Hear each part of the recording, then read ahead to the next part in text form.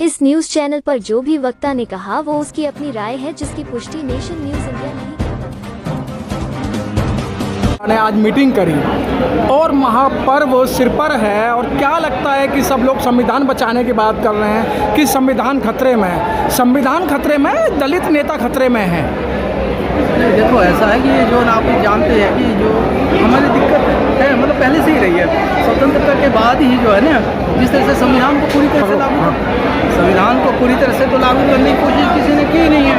हमारी जो समस्या बनी रही है दलित और अति पिछड़ों के लिए जो है ना कि पिछड़ों के लिए ये समस्या हमेशा रखी है इन्होंने। लेकिन अभी क्या है कि आज स्थिति ये बन गई कि बिल्कुल तानाशाही जो रवैया अपनाया हुआ है इस सरकार ने, तो उसके खिलाफ सभी को इकट्ठा होना बहुत जरूरी है। तो संयुक्त रूप से आना पड़ेगा तभी हमारा, अदरवाइज ये तो है कि जो बात सही है कि इनका तो संविधान अपना मनुष्य करती है, उसी को लागू करना चाहेंगे। पहले भी लागू रहा है लेकिन अब वो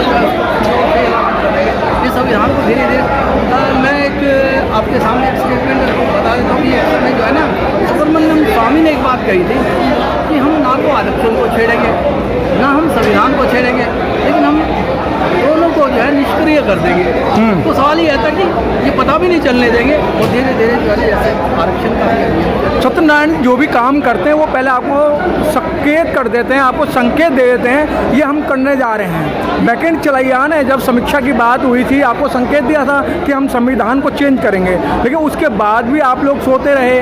फिर अब आगे हेडगेवार जी कहते हैं कि और उनके माननीय प्रधानमंत्री के जो आर्थिक सलाहकार है वो कहते हैं हम संविधान चेंज करेंगे। तो आपको संकेत तो दे रहे हैं लेकिन फिर भी दलित समाज बहुजन समाज की आंखें नहीं खुल रही हैं।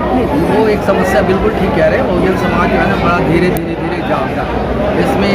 ये बहुत मतलब चेतनशील तो उतना नहीं रहा ना, इसके बीच में लीडरशिप आपने एक चीज़ नोटिस की होगी बाबा साहब के बाद या साहब कांसी राम के बाद जो है ना पॉलिटिकल स्टेज जो है ना कोई इस तरह का नेतृत्व तो आया नहीं। जैसे अभी तो चलो फिर भी हमारे चंद्रशेखर आज़ाद उनकी कमिटमेंट है इस मामले में जो है ना, उन्होंने कह दिया कि जो है कि हम चाहे कुछ भी हो जाओ, कहते अगर मुझे मुख्यमंत्री का भी जैसे जयंत जब गए थे देखने इनको ले रहे थे जो रिपोर्टर तो पूछ रहे कि भाई आप भी जयंत की तरह चले हो, नहीं मुझे मुख्यमंत्री का भी अगर मतलब ऑफर आएगा तो मैं नहीं जाऊँगा।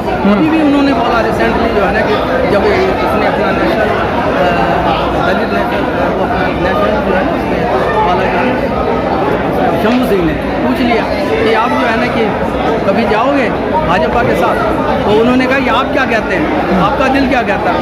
तो उन्होंने कहा कि जो है ना कि नहीं मतलब आप बताइए, कहते नहीं आप बताइए। चंद्रशेखर भाई ने कहा कि आप जाएंगे क्या, तो कहते कभी नहीं, नेवर नहीं। तो कहते हमारी तो विचारधारा की लड़ाई है, हम तो कभी जा ही नहीं सकते। तो ऐसे आदमी को तो जिसको गोली मार दी गई, तो ये सवाल ये आता है इस बारे में कि देखिएगा सोया नहीं है। हाँ ये बात ठीक है कि जाग धीरे धीरे रहा, लीडरशिप की कमियाँ रही पीपी मौर्य से लेकर और हमारे मतलब जो है ना आपने देखा होगा उदित राज या जो है ना अपना क्या रामविलास पासवान सब ने जो है कहीं ना कहीं बीच कर गए जो है ना समाज को। नाम तो लेते रहे बाबा साहब का जय भीम करते रहे, लेकिन उसके साथ साथ इन्होंने क्या किया, समाज को उन्होंने एक तरह से धोखा ही दिया अपने इंटरेस्ट में अपने स्वार्थ में। तो हमारे को हमें क्या है हमें अच्छी लीडरशिप मिलेगी तो हम जरूर आगे बढ़ेंगे, हमारे जो है समाज जरूर जाएगा। बहुत बढ़िया सर। जोगिंदर जी अभी सर कह रहे हैं कि अगर दलित समाज के नेता होते तो इतनी बड़ी दिक्कत नहीं होती, अगर ये सही ढंग से काम कर रहे होते तो। अब तो ये दलित नेताओं पर भी आरोप लगने लगे हैं। दलित नेताओं पर डेफिनेटली आरोप लगने चाहिए। मैं तो शुरू से ही इस बात का जो है मतलब पक्षधर हूँ कि उनको जगाए रखना चाहिए। 131 सांसद कम नहीं होते, 131 सांसद कम नहीं होते। अगर उनमें यूनिटी हो, अगर उनमें एकता हो और अपनी विचारधारा बाबा साहब की विचारधारा के लिए बाबा साहब ने जो अधिकार दिए हैं उन अधिकारों के लिए अगर वो एक हो जाएं तो किसी भी क्षण कोई भी किसी भी की भी सरकार क्यों ना हो, चाहे कांग्रेस की हो चाहे बीजेपी की हो, किसी की भी सरकार को जो है ना तुरंत गिराया जा सकता है। लेकिन सर जो 131 आप मेंबर ऑफ पार्लियामेंट बता रहे हैं उन्होंने तो बाबा साहब को पढ़ा ही नहीं, वो तो आरक्षण के बल से आए ना। अगर बाबा साहब को पढ़ा होता तो एट्रोसिटी जैसे मुद्दे पे वो बात करते, दलितों पे हो रहे अत्याचार उन पर बात करते। हाँ, उन्होंने बेशक पढ़ा नहीं है, लेकिन उनको बाबा साहब की विचारधारा, बाबा साहब के संघर्ष के बारे में मालूम है।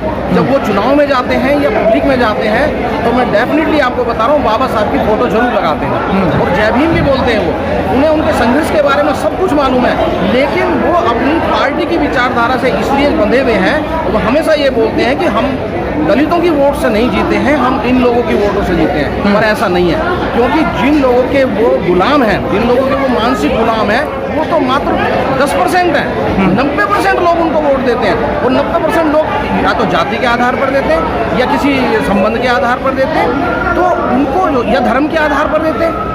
एक्चुअली में जो दलित समाज है, बहुजन समाज है, उसको इन्होंने धर्म की चाशनी में ऐसे लपेट लिया है कि उनको ना तो 131 सांसद में उनको अपनी गुलामी दिख रही है और ना उनको वोट देने वाले हैं, उन वोट देने वालों को भी जो है ना वो अपनी गुलामी नहीं दिख रही है। धर्म का इतना ज़बरदस्त आंखों पर पर्दा डाल दिया गया है। सर अब 25 तारीख है और उस समय वोट करना है, सामाजिक संगठनों का संयुक्त मोर्चा का कोई असर पड़ेगा लोगों पर? बिल्कुल पड़ेगा, क्योंकि ये अभी का नहीं है, ये जनवरी फरवरी में शुरू हुआ था। ये मतलब जो इसका काम है वो फरवरी में शुरू हुआ था और मोहल्लों में जाके लोगों से जनसंपर्क करके सब लोगों को जागृत किया गया है कि अब अगर जो प्रेजेंट में पार्टी है, जो प्रेजेंट में सरकार है, जो मतलब मनुवादी सरकार है, ये आपके अधिकारों को कुचल डालेगी। पिछले 10 सालों में इन्होंने बहुजन समाज का, दलित समाज का जितना नुकसान किया है वो मेरे ख्याल से कभी हुआ नहीं है। सर मोदी की गारंटी बराबर चल रही है, मोदी की गारंटी 400 पार। मोदी की गारंटी केवल धर्म के चाशनी पर चल रही है। अगर आप धरातल पर आ पाएंगे तो पता चलेगा कि मोदी का कोई असर नहीं है। आपको मैं बताऊं, लोग ये बोलते हैं या मोदी के भक्त ये लोग बोलते हैं कि राष्ट्र पहले है। अरे राष्ट्र पहले नहीं है, नागरिक पहले है। नागरिक वो मजबूत होता है जिसकी शिक्षा अच्छी होती है, जिसका रोजगार अच्छा होता है, जिसका स्वास्थ्य अच्छा होता है, जिसको सुख सुविधाएं अच्छी होती हैं। अगर वो नागरिकों के पास वो है ही नहीं, 80 करोड़ लोगों को वो राशन दे रहे हैं, तो मुझे बताओ जिसका नागरिक कमजोर है, जिसका नागरिक अपनी भीख पर पल रहा है, वो राष्ट्र मजबूत हो कैसे सकता है? तो कौन से राष्ट्र की बात कर रहे हो? राष्ट्र तो हम जैसे लोगों में बसा हुआ है। हम हमारी स्थिति पर निर्भर करता है कि हम मजबूत हैं तो राष्ट्र मजबूत होगा। ऐसा नहीं है कि राष्ट्र मजबूत होगा तो हम मजबूत होंगे। विदेशों में मोदी जी की तूती बाज रही है और जाके विदेश के लोग उनके पैर छू रहे हैं। कोई तूती नहीं बाज रही है, वहाँ पे इंडियंस को इकट्ठा करते हैं। वो इंडियंस को यहाँ से जब भी कोई आदमी जाता है और इंडियन सारे इकट्ठे हो जाते हैं तो उन्हें लगता है हमारे देश का प्रधानमंत्री आ गया है, तो वो उसके सम्मान में आते हैं। अगर हम भी वहाँ विदेश में होंगे और बेशक वो हमारी विचारधारा से मेल नहीं खाते हैं, उसके बावजूद भी हम उनके सम्मान पाएंगे कि वो भारत से यहाँ पर आए हैं। तो पहले जो है ना ये इवेंट नहीं हुआ करते थे। पहले जो प्रधानमंत्री जाते थे वो इंडियंस को इकट्ठा करके और इस तरह के जो भाषणबाजी नहीं करते थे, इसलिए ऐसा लगता कि डंका बज रहा, कोई डंका नहीं बज रहा। और हाँ, अगर डंका बज रहा है तो मुझे बताओ उस डंके से हमें क्या फायदा? क्या उस डंके से प्राइवेटाइजेशन रुक जाएगा? क्या उस डंके से हमें रोजगार मिलेगा? क्या उस डंके से हमारी हायर एजुकेशन हो पाएगी? क्या उस डंके से हम जो है जो आज 80 करोड़ परिवार हैं वो भीख पर पल रहे हैं, क्या वो 80 करोड़ अपने पैरों पर खड़े हो पाएंगे? क्या किसान जो है वो अपने फसलों के दाम ले पाएगा? उस डंके का क्या फायदा? सर अब ये लास्ट चरण ही चल रहा है, दिल्ली का 25 तारीख को, फिर हरियाणा और पंजाब का है। क्या लगता है कोई सत्ता परिवर्तन होगी? देखिए, मैं हालात को मैं लोगों से बात करता हूँ तो मुझे लगता है कि सत्ता परिवर्तन डेफिनेटली होगी, क्योंकि जो जिस प्रकार से केंद्रित सर मोदी का मैजिक बहुत अच्छे स्तर पर चल रहा है। मोदी के मैजिक अब इतना बेकार हो गया है कि उन पर कोई विश्वास नहीं करता है। एक्चुअली में जो वो करते हैं उसका जो मतलब वो कहते हैं ठीक उसका उल्टा करते हैं। इसलिए अब मोदी जी पर कोई अब भरोसा नहीं करता है। तो क्या अपील करना चाहते हैं वो आप? अब अपील मैं यही करना चाहता हूँ कि ये जो सरकार है ये स्टूडेंट्स के लिए बहुत खराब सरकार है, ये मतलब जो हमारे युवा हैं उनके लिए बहुत बेकार सरकार है, महिलाओं के लिए बड़ी बेकार सरकार है, किसानों के लिए बड़ी बेकार सरकार है, मजदूरों के लिए बड़ी बेकार सरकार है, व्यापारियों के लिए बड़ी बेकार सरकार है। इसलिए मेरी तो रिक्वेस्ट यही है कि इस सरकार को किसी भी तरीके से बदल देना चाहिए, और बदलाव ही है जो हमारी तरक्की को आगे बढ़ाएगी। 25 तारीख को या 25 तारीख के बाद भी जो भी चुनाव हो रहे हैं, मैं सभी मतदाताओं से अपील करूंगा कि इस सरकार को, जिस सरकार ने जो है लोगों का इतना भारी नुकसान किया है, उसको बदल दें। ठीक है सर।